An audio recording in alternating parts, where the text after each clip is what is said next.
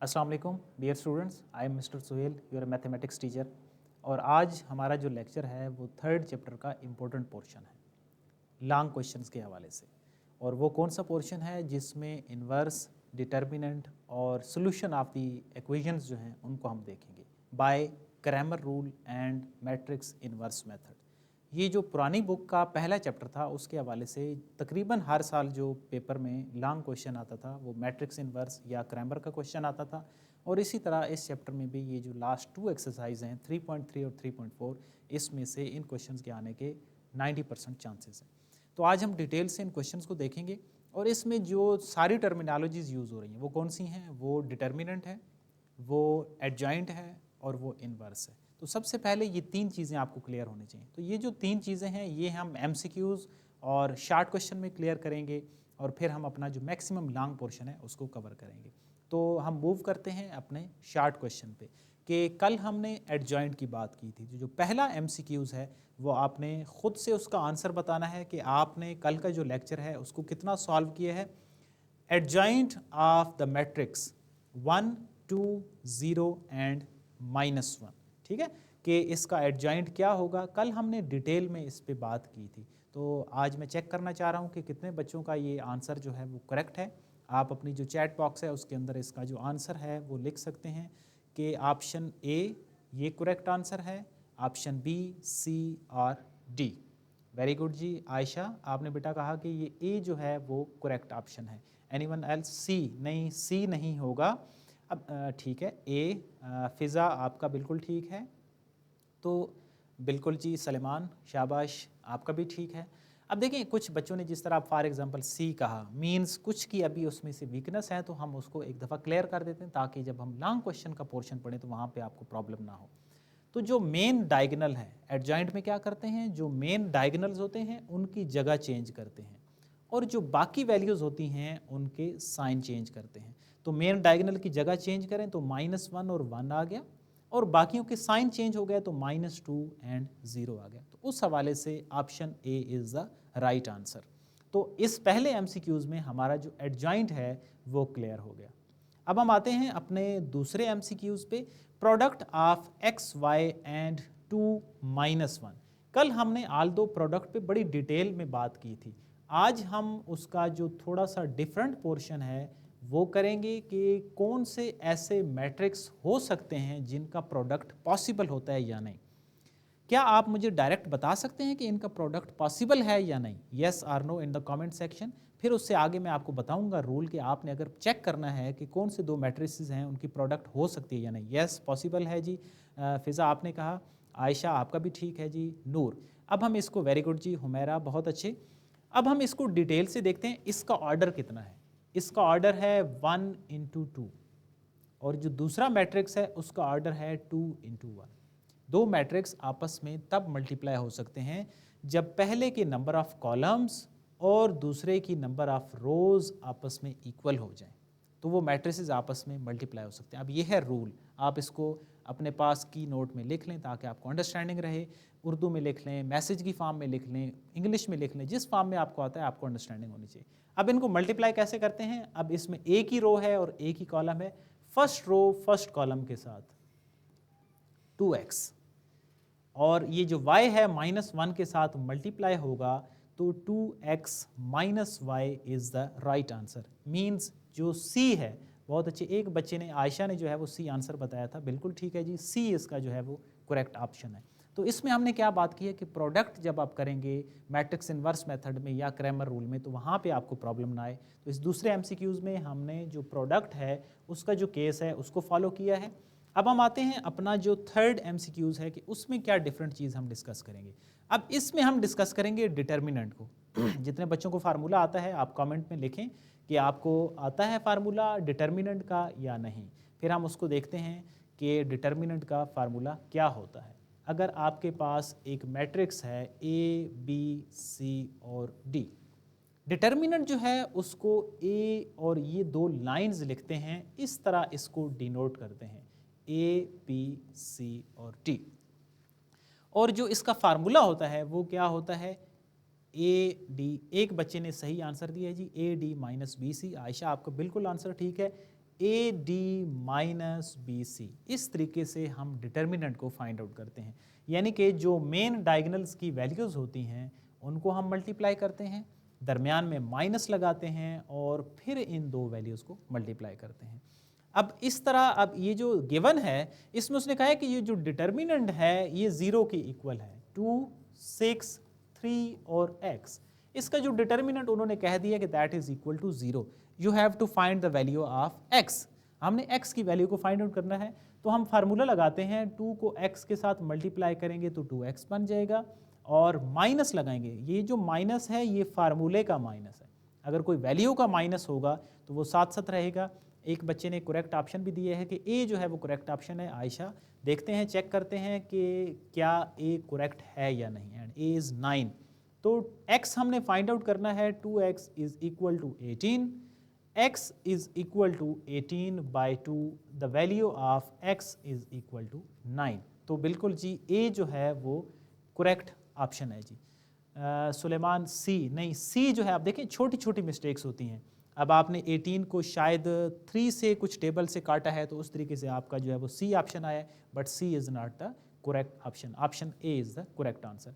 तो ये थे हमारे MCQs। बहुत अच्छा आप लोगों ने पार्टिसिपेट किया और इसमें हमने ये जो तीनों चीज़ें थी, डिटर्मिनेंट भी देख लिया, एडजॉइंट भी देख लिया। अब हम आते हैं इन दोनों को मिलाने से क्या चीज़ बनती है और उसका क्या नाम होता है, और उसको हम बोलते हैं इन्वर्स, ए इन्वर्स। जितने बच्चों को फार्मूला आता है ए इन्वर्स का, वो ज़रा कमेंट में देखें कि ए जो इन्वर्स होता है वो किसके इक्वल होता है। और मैं आपको, जिनको थोड़ा बहुत क्लियर है कि इन दोनों को मिलाने से इन्वर्स बनता है, तो मीन्स ए इन्वर्स जो होगा वो इक्वल होगा adjoint of A dividing by A का डिटर्मिनेंट। ठीक है, ए इन्वर्स। अब although what is the relation among A determinant, A inverse का determinant and adjoint of A का डिटर्मिनेंट, इन तीनों चीज़ों को हमने फाइंड आउट करना है। बट हमारा जो मेन फोकस है वो ये है कि ए इन्वर्स क्या चीज़ होती है। अब ए इन्वर्स के लिए आपको दोनों चीज़ें चाहिए, आपको एडजॉइंट भी चाहिए। एडजॉइंट ऑफ ए वैल्यू क्या है, 5, 7, 2, 3, 5, 7, 2 और 3। जब हम एडजॉइंट निकालेंगे तो ये हमने जगह चेंज कर दी, 3 और 5, -7 और -2। पहले हम कौन सा पार्ट कर रहे हैं, हम ए इन्वर्स फाइंड आउट करेंगे। एडजॉइंट हमारा निकल आया, अब हम निकालते हैं इसी का ए का डिटर्मिनेंट। अब ए डिटर्मिनेंट क्या होता है, A D minus B C, जो हमने MCQs के अंदर देखा है। 5 3s are 15 -14, the answer is 1। अब ए इन्वर्स किस चीज़ की इक्वल होता है, ए इन्वर्स होता है adjoint of A dividing by determinant of A, यानी कि जो दोनों वैल्यूज़ हैं उनको आपस में आपने क्या कर देना है, डिवाइड कर देना है। A inverse is equal to 3, -7, -2, 5 and dividing by 1। अब क्या होता है, ये जो नीचे डिवीजन वाली वैल्यू होती है ये हर टर्म के साथ अलग अलग डिवाइड हो जाती है। अब इसमें तो चूंकि 1 है तो वो डिवाइड होगा तो कोई फर्क नहीं पड़ेगा, बट अगर डिफरेंट होता, फॉर एग्जांपल 2 होता तो ये 3/2, -7/2, -2/2 और इसी तरह 5/2 हो जाता। तो ये हमने निकाला ए इनवर्स। अब आपने क्या निकालना था, ए डिटर्मिनेंट एक, वो तो हमने निकाल लिया। अब दूसरी चीज़ आपने क्या निकालनी थी, ए इनवर्स का भी डिटर्मिनेंट निकालना है। देखिए ए इनवर्स तो हमने निकाल लिया कि वो बनेगा 3, -7, -2 और 5। अब उसने कहा है कि ए इनवर्स का डिटर्मिनेंट भी निकालें, तो डिटर्मिनेंट का फार्मूला क्या होता है, A D minus B C. इन दोनों को मल्टीप्लाई करें, 15 माइनस बी सी, फार्मूले का ये माइनस है और फिर उसके बाद इन वैल्यूज़ के गिर्द माइनस है, तो ये दोनों मिलके पॉजिटिव का 14 हो जाएगा जब मल्टीप्लाई होंगे। तो ए इनवर्स का जो डिटर्मिनेंट है उसका आंसर भी 1 आ रहा है। तो दो चीज़ें हमने निकाली, ए डिटर्मिनेंट निकाला और ए इनवर्स का भी डिटर्मिनेंट निकाला। अब तीसरी एक चीज़ बाकी है, वो है एडजॉइंट ऑफ ए, उसका डिटर्मिनेंट। उसने कहा है कि इन तीनों को निकालें और फिर इनमें रिलेशन ड्रा करें कि इन तीनों में क्या रिश्ता है आपस में, ये दोनों आपस में, तीनों आपस में इक्वल हैं, कोई से दो आपस में इक्वल हैं या क्या चीज़ें। तो एडजॉइंट ऑफ ए का डिटर्मिनेंट भी आप डायरेक्ट निकाल सकते हैं, वो क्या होगा, 15 minus into 14, the answer is 1। Adjoint of A का भी जो डिटर्मिनेंट है वो भी 1 है। तो अब तीनों में क्या रिलेशन ड्रा हो गया कि एडजॉइंट ऑफ ए का डिटर्मिनेंट और ए इनवर्स का डिटर्मिनेंट तीनों आपस में क्या है, इक्वल है। अब इसमें हमने क्वेश्चन को डिटेल से सॉल्व किया। हमारा जो मेन पर्पस था इसमें वो था ए इनवर्स को देखना कि आपका जो A inverse next long question के अंदर यूज़ हो तो वहाँ पे आपको अंडरस्टैंडिंग हो। तो ये था हमारा शॉर्ट इंपॉर्टेंट क्वेश्चन। इसमें से ये तीनों वैल्यूज़ और उनका आपस में जो रिलेशन है वो पूछा जा सकता है। अब इनकी बेसिस पे हम आते हैं अपने लॉन्ग क्वेश्चन पे। तो आपने लॉन्ग क्वेश्चन को बहुत जो है वो ध्यान से देखना है, साथ साथ जो भी पॉइंट्स होंगे वो आप लिखते जाएंगे ताकि आपका जो इसमें कोई भी किसी भी तरह का जो क्वेश्चन है वो रिमेन ना रहे। तो क्वेश्चन क्या है जी, -x + 2y is equal to 1.5। हम इस क्वेश्चन को सॉल्व करेंगे उस पे पेज पे ताकि आपको अच्छे से समझ आए।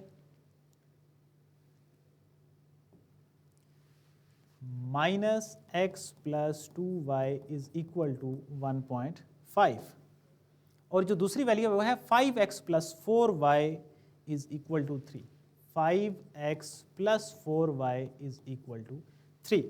तो ये हमने क्वेश्चन लिख दिया और इसको किससे सॉल्व करना है, यूज मैट्रिक्स इन्वर्जन मेथड। तो पहला हमारा जो लॉन्ग कॉन्सेप्ट है, हमने मैट्रिक्स इन्वर्जन मेथड से solve the following equation. In equation को हम सॉल्व करेंगे। बेसिकली इसमें क्या आएगा, x और y की वैल्यूज आएंगी। तो 5x + 4y is equal to 3। अब मैट्रिक्स इनवर्स मेथड हम देख रहे हैं। फिर जो नेक्स्ट लॉन्ग क्वेश्चन होगा उसमें हम क्रैमर मेथड को देखेंगे। इसमें सॉल्व करने के लिए पहला जो काम है वो क्या करते हैं, हम मैट्रिक्स की फॉर्म में क्वेश्चन को लिखते हैं। अब मैट्रिक्स फॉर्म क्या होती है, यहाँ पे सारे कोएफिशिएंट्स आ जाएंगे, -1, 2, 5 एंड 4। इन सारे जो वेरिएबल्स के जो कोएफिशिएंट हैं वो सारे एक बॉक्स के अंदर आ जाएंगे। जो दूसरा बॉक्स होगा उसमें वेरिएबल्स आ जाएंगे, इक्वल लगाएंगे और इसमें 1.5 और 3 यानी कि जो नेक्स्ट वाली वैल्यूज होंगी इक्वल से ऑनवर्ड वो आ जाएंगी। अब इनको हम नाम देते हैं a, x और b का। ये कौन सा मेथड हम सॉल्व कर रहे हैं, matrix inverse method. ax is equal to b और यहां से हम x को लिखते हैं कि x इक्वल है a इनवर्स b के। ये जो इक्वेशन होगी ये आपके आंसर को डिफाइन करेगी। x is equal to a inverse b, मतलब मुझे क्या चाहिए, मुझे a इनवर्स चाहिए और उसके साथ b का मल्टीपल चाहिए। तो आज के केस में हमने क्या देखना है, adjoint, determinant, inverse and product. तो ये चारों हम ऑलरेडी यहाँ तक डिस्कस कर चुके हैं। अब यहाँ पे उनकी आपने अगर समझ जितना आता है आपने साथ साथ खुद से लिखते जाना है कि आप उसको क्या करेक्ट कर पाए हैं या नहीं। तो साथ साथ सॉल्व करते जाएं जिन बच्चों को आता है और आंसर आपने कमेंट में लिखने हैं। तो अगर ठीक होगा तो मैं उसको साथ वेरीफाई कर दूंगा। तो अब ए इनवर्स के लिए मुझे ए का एडजॉइंट भी चाहिए और डिटर्मिनेंट भी चाहिए। पहले आप डिटर्मिनेंट निकाल लिया करें, उसकी रीजन अभी बताता हूं। डिटर्मिनेंट निकालें, A D minus B C, the answer is -14। पहले डिटर्मिनेंट इसलिए निकालेंगे, अगर डिटर्मिनेंट का आंसर आ जाता 0, जिसको क्या बोलते हैं, सिंगुलर भी बोलते हैं, अगर 0 आ जाता तो ये क्वेश्चन का आगे सोल्यूशन हम ना लेके जाते, हम कहते कि इसका सोल्यूशन पॉसिबल ही नहीं। डिटर्मिनेंट को 0 नहीं होना चाहिए। अब इसका डिटर्मिनेंट क्या है, 0 नहीं है, नॉन सिंगुलर है। ये भी एमसीक्यूज में कई दफ़ा पूछा जा सकता है कि जो जिनका डिटर्मिनेंट 0 आ जाए उस मैट्रिक्स का क्या नाम होगा, singular, non singular, A and B both, या नन ऑफ दीज। ठीक है, तो अब इसका सोल्यूशन आगे पॉसिबल है। तो अब हम आगे इसको फर्दर लिखेंगे और उसमें हम क्या करेंगे जी, इसका मजीद अब हम एडजॉइंट निकालते हैं।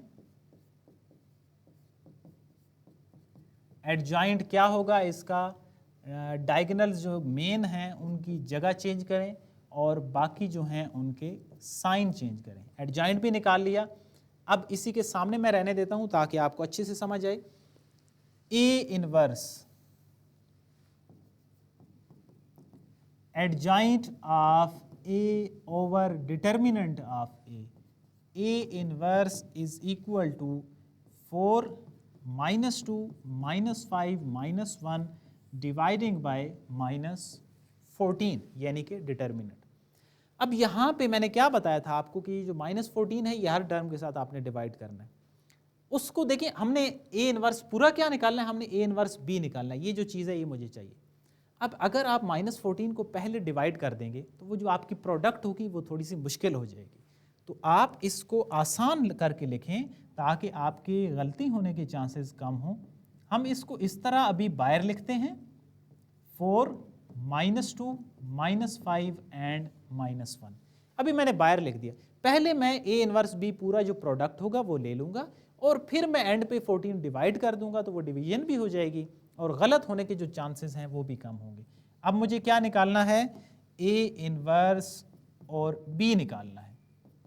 तो -1/14, 4 -2 -5 एंड -1 और इसके साथ मैंने B को प्रोडक्ट करना है। B क्या है, 1.5 है और 3 है।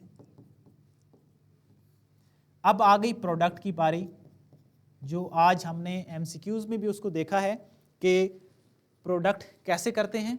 अब पहले प्रोडक्ट पॉसिबल है, बिल्कुल पॉसिबल है। पहले वाले के जो नंबर ऑफ कॉलम हैं और दूसरे के जो नंबर ऑफ रोज हैं वो आपस में इक्वल है। अब आपने प्रोडक्ट करनी कैसे है, first row first column, 4 × 1.5, the answer is 6। जो दूसरी डिजिट है वो दूसरे के साथ मल्टीप्लाई होगा, प्लस माइनस माइनस हो जाएगा, तो ये पहली जो मल्टीप्लिकेशन है वो कंप्लीट हो गई। अब हम आते हैं सेकंड रो पे। सेकंड रो फर्स्ट कॉलम, यानी कि 5 × 1.5, द आंसर इज -7.5 और -1 जब 3 से मल्टीप्लाई होगा तो -3 हो जाएगा। अब यहाँ तक आपकी जो मल्टीप्लिकेशन है वो कंप्लीट हो गई। अब हम इसको क्या करते हैं, सिंप्लीफाई करते हैं। A inverse B is equal to, तो 6 - 6 हो गया 0। दूसरी वैल्यू क्या आ रही है, -10.5। अब मल्टीप्लिकेशन और सिंप्लीफिकेशन कंप्लीट हो गई। आप इस स्टेप से आगे आप क्या कर सकते हैं, 14 को इनके साथ डिवाइड कर सकते हैं। A inverse B is equal to 0 dividing by -14 और -10.5 डिवाइडिंग बाय -14। ये माइनस और माइनस तो कैंसल हो गया, तो 10.5 dividing by 14, the answer is 3/4। तो A inverse B is equal to, ऊपर वाली तो वैल्यू आ गई 0 और ये वैल्यू आ गई 3/4। अब हम क्या निकाल रहे थे, हम तो वैल्यू निकाल रहे थे वेरिएबल्स की, x और y की। देखिए ये जो A इनवर्स B था ये हमारे पास x के इक्वल था और x कौन सी वाली वैल्यूज़ हैं, वेरिएबल्स की वैल्यूज़ हैं, x और y की वैल्यूज़ हैं। तो जब आप A इनवर्स B आपके पास निकल आया है, हम इसको लिख सकते हैं कि ये x के इक्वल है, 0 और 3/4। और ये जो बड़ा x है ये किस पे कंसिस्ट है, छोटे वेरिएबल्स x और y पे। तो बेशक आप इसको इस तरह भी लिखना चाहें तो लिख सकते हैं कि ये x और y है, 0 और 3/4। तो इसमें से जो x की वैल्यू है वो क्या है, वो 0 है और जो y की वैल्यू है वो क्या है, 3/4 है। यानी कि सॉल्यूशन सेट 0 एंड 3/4। तो ये था हमारा इंपॉर्टेंट लॉन्ग क्वेश्चन जिसमें हमने मैट्रिक्स जो इन्वर्स मेथड था उसको डिटेल से डिस्कस किया है। सबसे पहले क्या है, मैट्रिक्स फॉर्म में लिखेंगे, फिर उसके बाद ये इक्वेशन बनाएंगे और आगे आपके ये जो सारे स्टेप हैं ये हमने MCQs शॉर्ट क्वेश्चन में डिटेल से डिस्कस किए हैं प्रोडक्ट तक। ठीक है, कल भी हमने प्रोडक्ट की बात की थी। तो आई होप कि जो पहला लॉन्ग क्वेश्चन है ये आपको क्लियर है और वो है मैट्रिक्स इन्वर्स मेथड।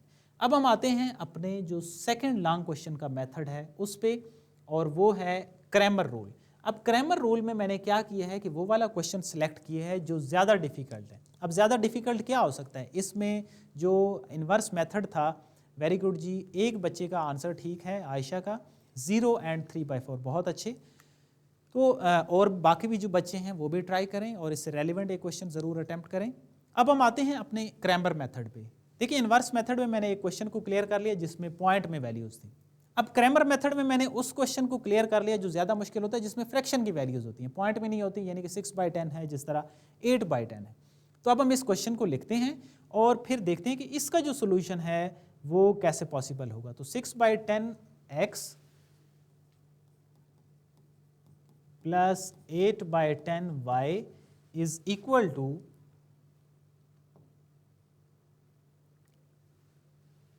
20, और जो दूसरी इक्वेशन है उसमें क्या है 8/10x minus 6/10y is equal to 10। अब ये दो मेरे पास इक्वेशंस हैं। अब अगर आप इसका भी, जिन बच्चों को क्रैमर मेथड आता है, आपने खुद से और जो मेथड आपके ज़हन में है आप वो अटेम्प्ट करें। मैं कौन सा मेथड अप्लाई करूंगा? जो आसान तरीन होगा, यानी कि जिससे आपके गलत होने के चांसेस कम है। अब देखिए इसमें फ्रैक्शंस हैं, आप कुछ नोट्स देखेंगे इधर उधर तो वो उनमें ना डायरेक्ट सोल्यूशन अगर हुआ है तो उससे आपका क्वेश्चन गलत होने के ज़्यादा चांस है। आपने पहला काम क्या करना है, आपने ये जो फ्रैक्शंस हैं इनको ख़त्म करना है। क्या अप्लाई कर रहे हैं हम? Cramer's rule. फ्रैक्शन कैसे खत्म हो सकती है? नीचे 10 है, इक्वेशन नंबर 1 और 2 दोनों को अगर आप 10 से मल्टीप्लाई कर दें तो उससे जो आपकी फ्रैक्शन है वो खत्म हो जाएगी, क्वेश्चन स्ट्रेट हो जाएगा। Multiplying equation 1 and 2 by 10। ठीक है, आपने 10 से उसको मल्टीप्लाई कर देना है। तो हर टर्म के साथ देखिए, ये जो पहले वाली वैल्यू होगी 6x बन जाएगी, 8y बन जाएगी, is equal to 200। I hope आपको मल्टीप्लाई करना आता है। ये जो 10 है इससे मल्टीप्लाई होगा, 10 कैंसल आउट हो जाएगा, इससे 10 जब मल्टीप्लाई होगा तो ये भी कैंसिल हो जाएगा, और दूसरी साइड पे भी आपने मल्टीप्लाई करना है। तो जब वो 10 मल्टीप्लाई होगा तो वो क्या बन जाएगा? वो 200 बन जाएगा।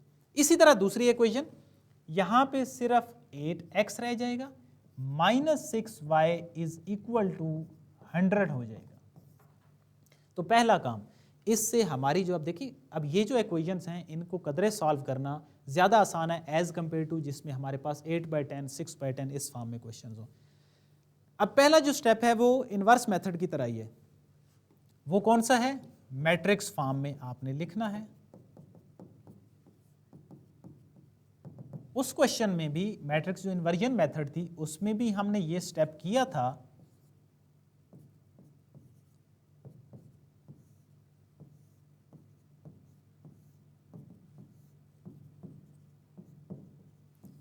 और उसमें भी ये नाम हमने दिए थे a, x और b, इसमें भी हमने दे दिए। अब यहाँ से जो क्रैमर का मेथड है वो थोड़ा सा चेंज हो जाता है। a डिटर्मिनेंट, चलें a डिटर्मिनेंट तक उसमें भी था, इसमें भी हम चेक करेंगे। अगर तो a डिटर्मिनेंट 0 आएगा यानी कि सिंगुलर होगा तो ये क्या बन रहा है? 36 and -64, the answer is -100। Non zero है, नॉन सिंगुलर है, आगे सोल्यूशन होगा। अब यहाँ पे इसके जो स्टेप हैं वो चेंज होंगे। इसमें एक टर्म होगी उसको हम बोलते हैं ax का डिटर्मिनेंट। ये जो ax का डिटर्मिनेंट होगा मतलब हम x की जो वैल्यूज हैं, x की कौन सी वैल्यूज हैं? ये जो पहला कॉलम है ये x की वैल्यूज है ना, 6 और 8। तो ax जब हम निकालेंगे तो ये जो x की वैल्यूज हैं उनको ख़त्म कर देंगे और उनकी जगह पे ये जो b वाली वैल्यूज हैं उनको लिखेंगे। ये 6 और 8 हैं, इनकी जगह पे मैंने लिख दिया 200 और 100, b की वैल्यूज को लिख दिया। और ये जो y की वैल्यूज हैं वो इसी तरह ही रहेंगी, उनमें कोई चेंज नहीं आएगा। जब आप ax निकालेंगे, क्रैमर रूल का ये मेथड है, जब आप ax निकालेंगे x की वैल्यूज को ख़त्म करेंगे और उनकी जगह पे b वाली जो वैल्यू हैं वो इंट्रोड्यूस करेंगे। और इसी तरह फिर आपके जहन में आना चाहिए कि जब ay निकालेंगे तो क्या करेंगे? ay में y की वैल्यू को ख़त्म करेंगे और उनकी जगह पे b लिखेंगे। ये है क्रैमर मेथड, ठीक है। और ये उस इन्वर्स से थोड़ा सा इस लिहाज से डिफरेंट है। चले निकालते हैं जी। ax का डिटर्मिनेंट क्या आ रहा है? -1200 और -800 AD minus BC, the answer is 2000। अब हम पहले यहाँ पे ay निकाल लेते हैं कि वो क्या डिफरेंस उसमें आता है। अब देखिए ay, ए वाई में आपने क्या करना है, y की जो वैल्यूज हैं उनकी जगह को आपने बदल देना है, किसके साथ, बी मैट्रिक्स के साथ। 8 और -6 है, इनकी जगह पे 200 और 100 आ जाएंगे, और ये जो वैल्यूज हैं, ये जो x की वैल्यूज हैं, ये इसमें इंटैक्ट रहेंगी, 6 और 8 ही रहेंगी। जब ax निकालेंगे x वाली खत्म, उनकी जगह पे b, जब ay निकालेंगे y वाली खत्म, उनकी जगह पे आप b लगा देंगे। अब हम निकालते हैं इस ay का भी determinant. The answer is 600 minus 1600, और ये बन रहा है माइनस का 1000। ये हमारे पास ay निकला है, ax निकला है हमारे पास 2000 माइनस का, और ay हमारे पास निकल आया -1000। अगर अंडरस्टैंड हो जाए तो ये जो क्रैमर मेथड है ये थोड़ा शॉर्ट भी है, आसान भी है। अब यहाँ पे इसका ऑलमोस्ट जो सोल्यूशन है वो हो गया है, सिर्फ क्या निकालना है इसमें, x की वैल्यू और y की वैल्यू। x किसके इक्वल होगा, ax का डिटर्मिनेंट ओवर a का डिटर्मिनेंट, और y किसकी इक्वल होगा, ay का डिटर्मिनेंट ओवर a का डिटर्मिनेंट। कितने बच्चों ने सॉल्व किया है, फिजा ने सॉल्व किया है जी, x की वैल्यू 20 और y की वैल्यू 10। हम चेक कर लेते हैं, बहुत अच्छे, ठीक लग रहा है। आयशा का भी ठीक है जी, x इज इक्वल टू 20 है और y इज इक्वल टू 10 है। बाकी भी लोग अटेम्प्ट करें खुद से। अब देखिए ये दोनों वैल्यूज आपके पास मौजूद हैं, x is equal to ax यानी कि -2000, और डिटर्मिनेंट ऑफ a की वैल्यू क्या थी, माइनस का 100 था। अब ये जो माइनस वाले हैं ये दोनों टर्म्स कैंसल आउट हो जाएंगी, ये दो जीरोस कैंसल, तो answer of x is equal to 20। y का आंसर क्या आएगा, ay का डिटर्मिनेंट 1000, ये आपके पास -100, तो y की जो वैल्यू है वो आ रही है 10 की इक्वल। अगर हम इनको सोल्यूशन सेट की फॉर्म में लिखें तो पहले x की वैल्यू आएगी 20 और y की वैल्यू 10। तो ये हमारा आज का जो दूसरा इंपॉर्टेंट लॉन्ग क्वेश्चन था वो था क्रैमर मेथड के बारे में, और इस पे 3.3 है वो आपकी कवर हो जाती है। जो 3.4 है वो भी यही मेथड है, सिर्फ क्या फ़र्क है, उसमें जो क्वेश्चंस हैं वो स्टेटमेंट की फॉर्म में है।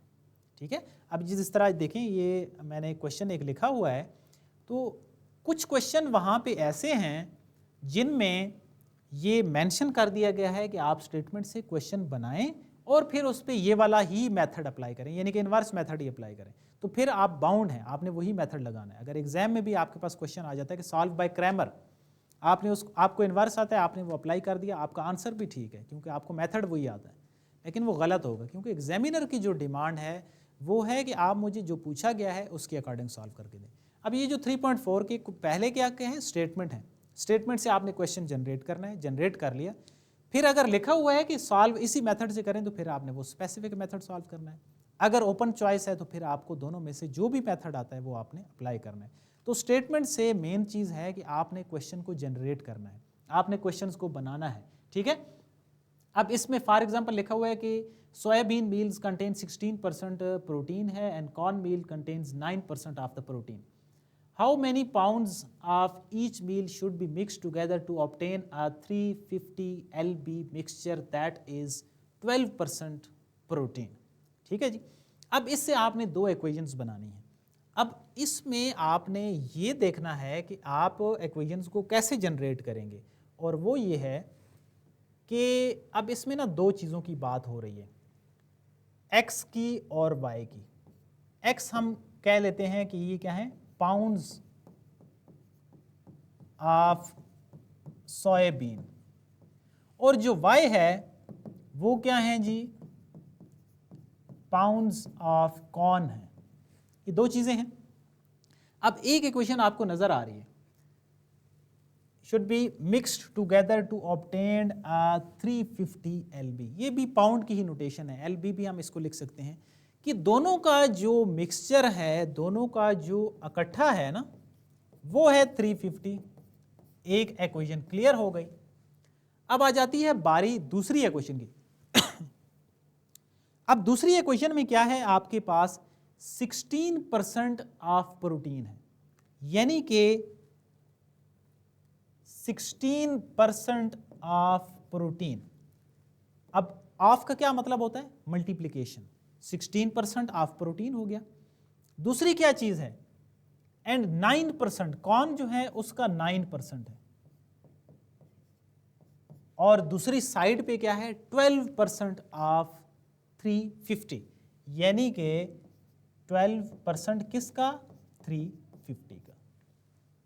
तो इसमें इंपॉर्टेंट चीज क्या है कि आपने इक्वेशन को जनरेट करना है। अब 16% आपको समझ नहीं आ रही कि वो क्या है। 16% का मतलब होगा 16/100, 9% का मतलब होगा 9/100, और ये क्या होगा? 12/100 इंटू 350। अब एक इक्वेशन तो बिल्कुल स्ट्रेट है कि x plus Y is equal to 350 है। अब दूसरी भी इक्वेशन आप डायरेक्ट भी इसका सोल्यूशन बना सकते हैं। 150 pounds of soybean and 200 pounds. बहुत अच्छी जी, एक बच्ची ने सॉल्व किया, आयशा ने, शाबाश। तो इसमें जो समझाने वाली चीज़ है वो है इक्वेशंस को जनरेट करना। जो मेथड है वो हमने कर लिए हैं, क्रैमर और इनवर्स। सिर्फ आपने स्टेटमेंट से जो इक्वेशन बनानी है वो इंपॉर्टेंट काम है, और फिर आगे आके इक्वेशंस को आपने कैसे लेके चलना है। अब पहली इक्वेशन बिल्कुल क्लियर है कि x plus Y is equal to 350। अब दूसरी में देखें 16/100 है। अगर आप इसी तरह ही लेके चलेंगे तो वो क्वेश्चन टफ हो जाएगा। आपने क्या करना है, अगर इस इक्वेशन 2 को हम 100 से मल्टीप्लाई कर दें तो हमारा क्वेश्चन जो है वो सीधा हो जाता है। मल्टीप्लाइंग इक्वेशन 2 बाय 100, पहली टर्म को 100 से मल्टीप्लाई करें तो क्या बनेगा? 16x बनेगा। दूसरी टर्म को मल्टीप्लाई करेंगे तो वो 9y बन जाएगा, और इस साइड पे मल्टीप्लाई करेंगे तो ये 100 और 100 तो कैंसिल आउट हो जाएंगे। सिर्फ आपके पास जो रहेंगे वो रहेंगे 12 और 350, जो कि बनते हैं 4200। तो अब ये जो इक्वेशन है इसको सॉल्व करना ज़्यादा आसान है क्योंकि ये स्ट्रेट इक्वेशन है। अब इससे आगे जो मेथड आपको जो इजी लगता है आपने वो अप्लाई करना है। पहले फिर क्या करते हैं, आप मैट्रिक्स की फॉर्म में लिखेंगे। एक और बच्चे फिजा ने भी अटेम्प्ट किया है जी, x is equal to 150 and y is equal to 200। इसी तरह जो बाकी भी बच्चे हैं वो भी अटेम्प्ट करेंगे। अब इसमें एक और जो प्रॉब्लम आती है वो ये आती है कि इनके कोएफिशिएंट क्या होंगे।